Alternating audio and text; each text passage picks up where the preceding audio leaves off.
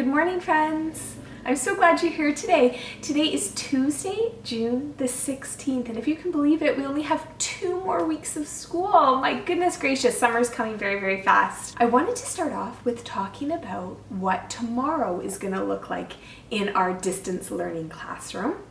All the activities tomorrow have to do with shapes, and we've spent a lot of time this year learning about both 2D shapes and 3D shapes. So it's a bit of a review for you to show off to mom and dad about how great you are at identifying shapes. That means knowing what the shapes are and things that the properties of the shapes, so what they have in common.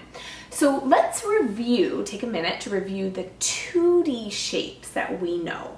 Okay, so I have a little song that we didn't do when we were learning about 2D shapes, but I know that you can chime in because I know that you know these 2D shapes because we've practiced them so much. All right, it goes like this. Terry triangle, look at me, count my sides, there are 3, Friends, we know that a triangle has 3 sides. Can you draw a triangle in the air? 1, 2, 3. It's got 3 sides and 3 corners. All right, next one is the square.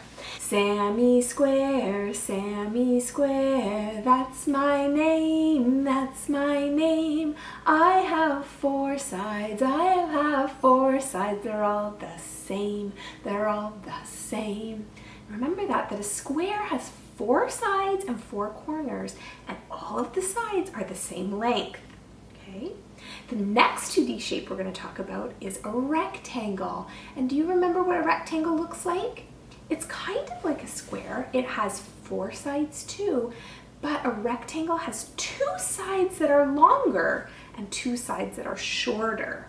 All right, the song goes like this. Robbie a rectangle, I have 4 sides, 2 are long, 2 are short, Can you draw a rectangle in the air? Long, short, Good job. All right, the last one is a circle. You all know what a circle is. Remember, a circle is made up of just one line and it goes around like that. All right. Cindy circle, just one line, make it round, that is fine, Good job. And remember that the 2D shapes are the flat shapes. And do you remember what 3D shapes are?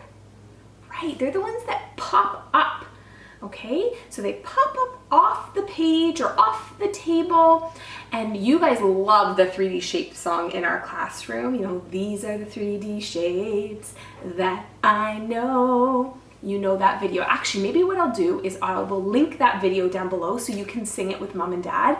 Don't forget to add the rectangular prism at the end of that song. Okay, remember they don't include it in the video, but we always include it in our classroom. All right, so for 3D shapes, there's a little poem about the 3D shapes, just to trigger your memory so you remember what all the names are. So it says, 3D shapes are fat, not flat. A cone is like a party hat. A sphere is like a bouncy ball. A rectangular prism is a building tall. A cylinder is like a can of pop.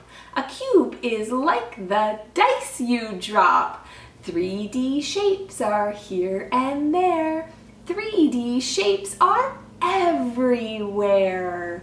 So today, when you're out and about, if you're outside or if you're inside your house, look around and see what 3D shapes you notice. So if you're outside on your driveway playing with maybe sidewalk chalk, think about what kind of shape would sidewalk chalk be? It's probably a cylinder. And if you're playing ball in the backyard, you would look at your ball and think, oh, I know what this is, it's a sphere. And maybe you're lucky enough to have an ice cream cone today. If you had an ice cream cone, I wonder what shape the cone on the bottom would be. That one's pretty easy. All right, friends. I thought we would have two books today. One of them is a song book and one of them is a story book. So this one's Over in the Meadow. I thought this was a good one because oftentimes these are things that we see when we're outside in spring and summer weather. We've read this book before in our classroom. If you look carefully at the pictures, remember the pictures are made up of other things that you see. So these little chicks are made up of dandelions when you look closely at the pictures. All right, so Over in the Meadow. And this is a song book, so feel free to sing along with me, okay? Over in the meadow, the sun came up. Over in the meadow, in the sand, in the sun, lived an old mother turtle and her little turtle one. Dig, said the mother, we dig, said the one. So they dug all day in the sand, in the sun. Over in the meadow where the stream runs blue, lived an old mother fish and her little fishies too. Swim, said the mother, we swim, said the two. So they swam all day where the stream runs blue. Over in the meadow, in a hole in a tree, lived an old mother owl and her little owls three. Who, said the mother, we, who, said the three. So they hooed all day in the hole in the tree. Over in the meadow by an old barn door, lived an old mother mouse and her little mice four. Gnaw, said the mother, we gnaw, said the four. So they gnawed all day by the old barn door. Over in the meadow by a box beehive, lived an old mother bee and her little bees five. Buzz, said the mother, we buzz, said the five. So they buzzed all day by the box beehive. Over in the meadow, in a nest built of sticks, lived an old mother crow and her little crow six.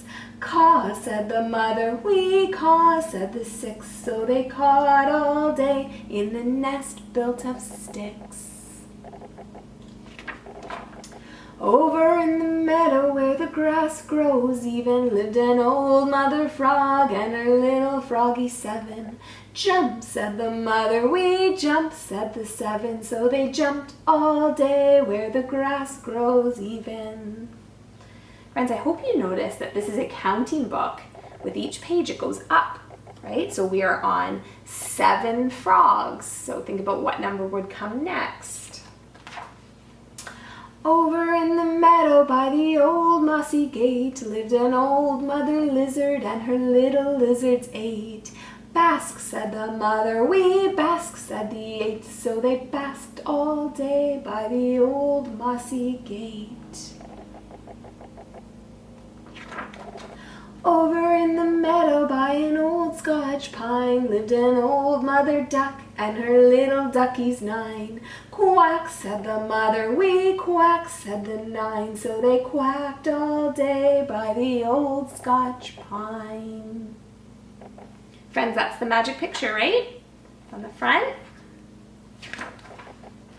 Over in the meadow by a cozy wee den, lived an old mother beaver and her little beavers 10. Chew, said the mother, we chew, said the 10. So they chewed all day by their cozy wee den. Over in the meadow, the sun went down. The end. And at the back of this book, it has all of the different things the illustrator used to make all the different pictures. So if you looked carefully, you might have seen marbles and rope and even an artichoke and a bow and a fried egg, lots of different things. This is always a great book. We have this in our classroom, so you can always read it during reading time when we're back at school. All right, I thought we'd end with a storybook, and I thought we could do another Phoebe Gilman book. A couple circle times ago, we did the Balloon Tree book, and the author of that was Phoebe Gilman.